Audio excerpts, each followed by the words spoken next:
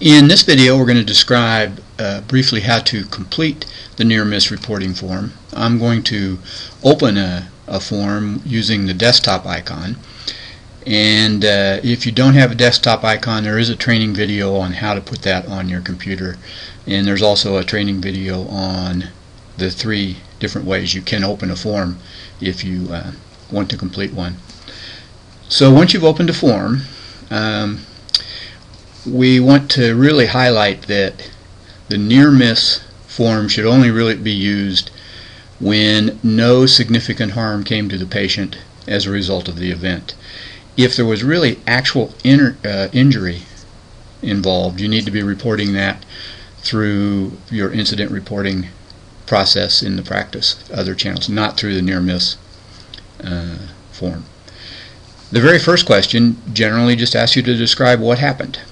Where did it happen? Who was involved? Kind of what took place. Now, in this response, another warning, caveat, is to be very careful not to use any names or specific dates like date of birth, etc. We don't want anything that identifies patients directly, because that could violate patient confidentiality in any of the written typed in responses in this form. So here you would just describe what happened, pretty much an unlimited field. The second question asks you to tell us what you think the potential seriousness of this event would be. That means, had it produced injury or produced a real problem, how serious would that have been? Again, the reminder that if there was actual injury, then you need to be reporting that in another some other channel, not this way. And to respond to this question, you simply click on this line between not very serious or extremely serious, and you'll see the red arrow mark where you clicked, and you can change it till you get it where you want it. The third question is a typical kind of question where we're asking you to make a selection from several options. This question, what was the result?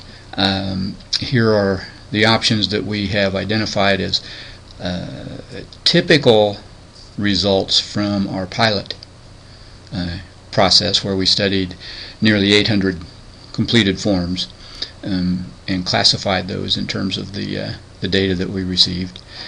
You can check multiple possibilities if you think that the result was appropriate to describe in multiple of these options. Or, in a general rule, wherever you describe or might check other, what we would like you to do is click on comment and add a description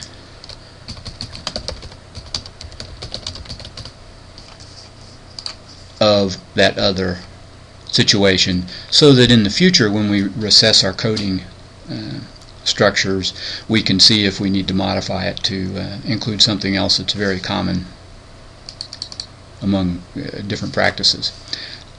The question number 4, what may have contributed to this? Common items from our pilot study are here to select. You can select multiple or select other, again, to comment. Number 5, what could have prevented it, is a free text response to just type in what you think might have changed this event to keep it from happening.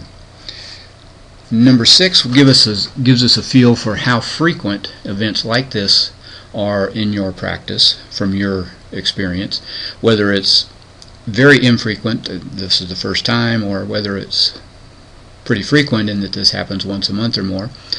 This kind of information will be helpful as you begin to prioritize what issues to follow up on in the CQI follow-up process. Question 7, where did this occur? Again, multiple is possible, multiple choices if the event maybe started out occurring in the nurse's station and then also involved the lab. The next 7 questions, question 8 to 14, are designed to begin to categorize the event in terms of what type of problem was involved in causing the event to happen. And again, these options for each of these types of problems came from the coding analysis of the approximately nearly 800 events in our pilot study.